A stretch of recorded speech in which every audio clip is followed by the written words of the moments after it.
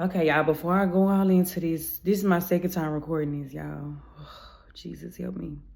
Okay, so basically, y'all, I was bored yesterday. I was real bored. I'm with my kids, and I don't know what it is about this generation of us or us thinking we bored because we don't got nothing to do for real. We just sit in the house or we just sit with kids because I'm a single mother. So I'm sitting in the house with my kids all the time. And all the time, I'm gonna be honest, I don't want to do that. Like, I'm young, you know what I'm saying? But, you know, and when you don't get a lot of breaks, you kind of grow frustrated with that because you feel like, oh my God, like this is my only like this is the only thing I do in my life. Like I'm a mother every day and I work every day. So it can be a little frustrating, but y'all, that's not always a bad thing. So this is the way God was speaking to me in my boredom, or me sitting still. Basically, so I turned on the sermon and it was in the book of Matthew. And I was trying so hard not to turn this sermon on because it's like sometimes you just really don't want to hear that, if I'm gonna be quite frank. Like, I don't want to hear another message from a God, or I just don't want to hear that, like, because like sometimes you'll be looking at your life and it be like, but ain't nothing really happening, but mind you, things are happening. It's just not happening in the speed that you want it to happen.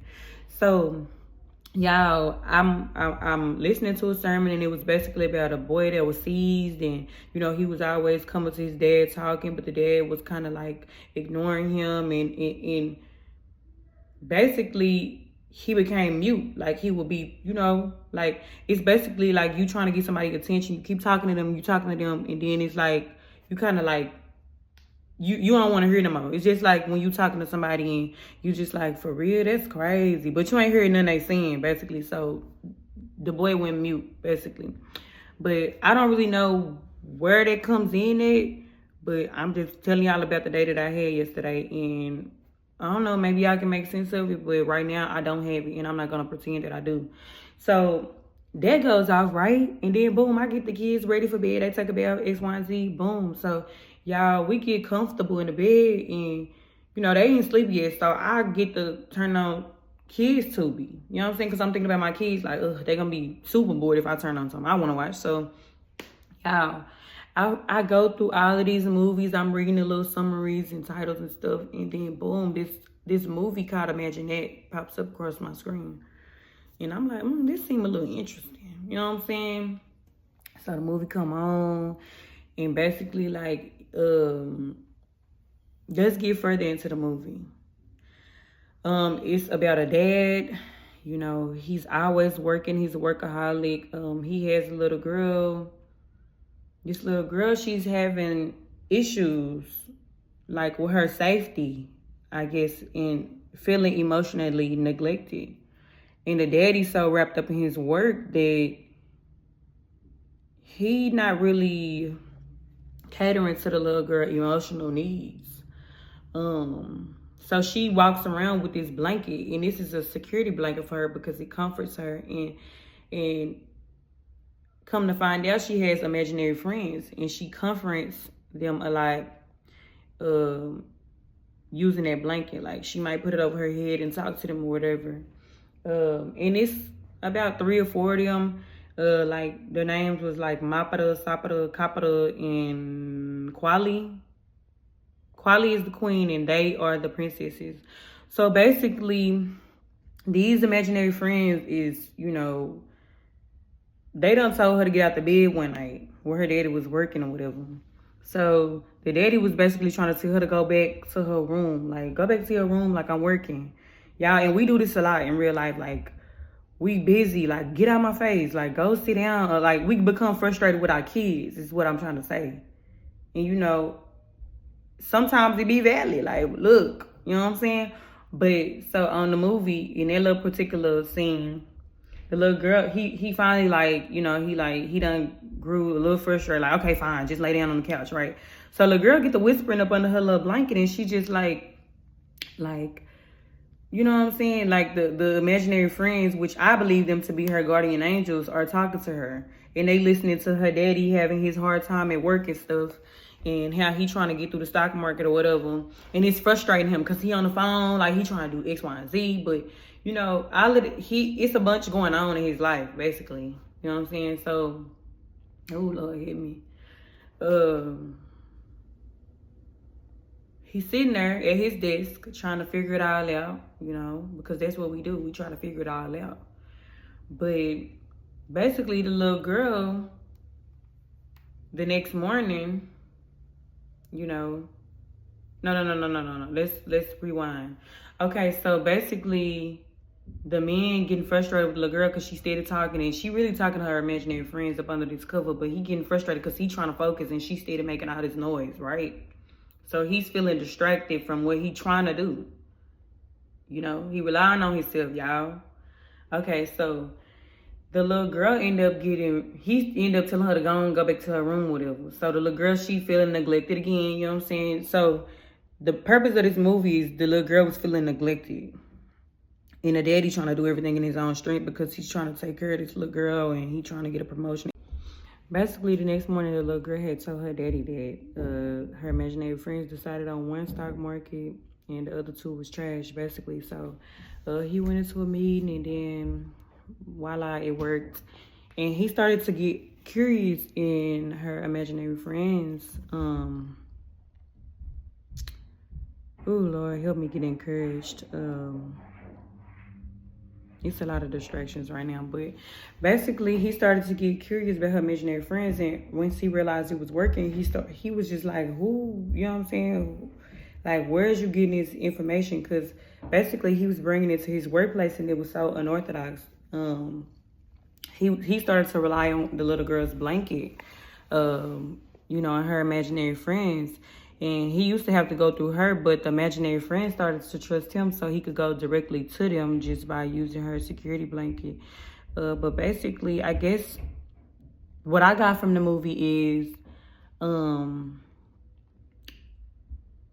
we always trying to rely on ourselves. We are not adults when it comes to our faith.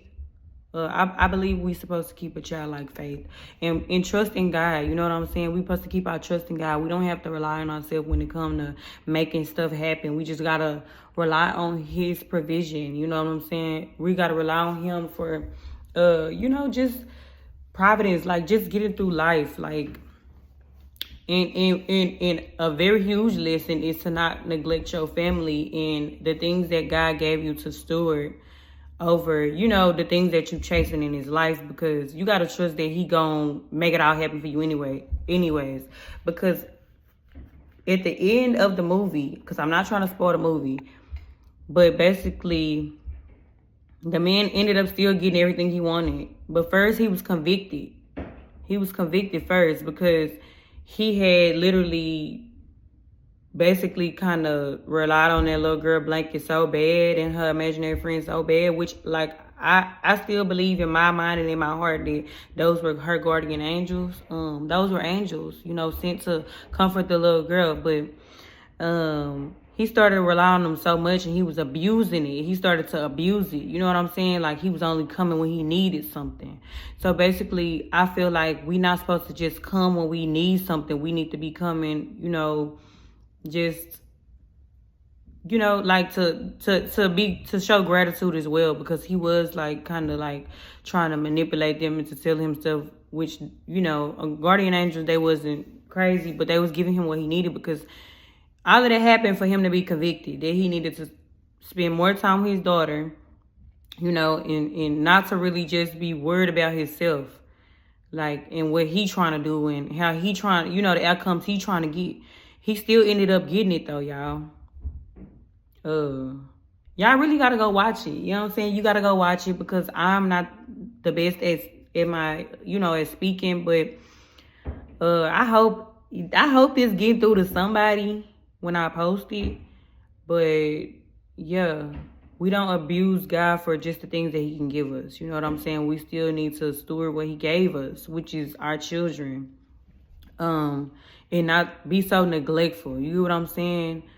And trust him. You know, have a childlike faith when you go to him, when you ask for things. You just got to trust that he gonna do it for you. Because just the same way that your kid is small and young and depending on you, God look at us the same way. You get what I'm saying? So I just hope this bless somebody. And y'all comment on my video. Like, y'all ain't gotta be scared. I don't bite. I do talk back. But yeah, comment on my video. And if y'all watch the movie, you know, comment how you felt about everything. And if you have not watched the movie, go watch the movie.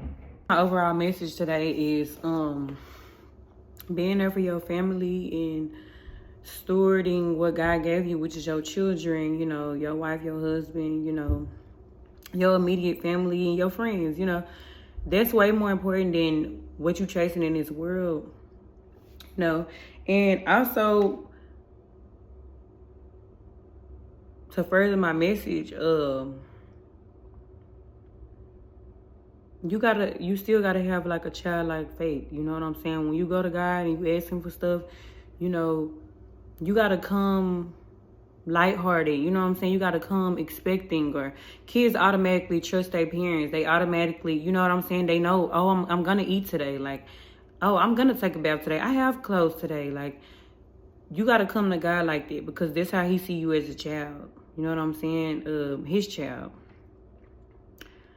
So you gotta come knowing that he gonna take care of you. You know what I'm saying? That he's gonna provide for you. You know, that he is Jehovah Jireh. You know what I'm saying? That he is your provider. You gotta come to him that way. Like, and also you don't have to just come to him when you feel like, you know, like you're almost using him. No, come to him frequently. You know what I'm saying?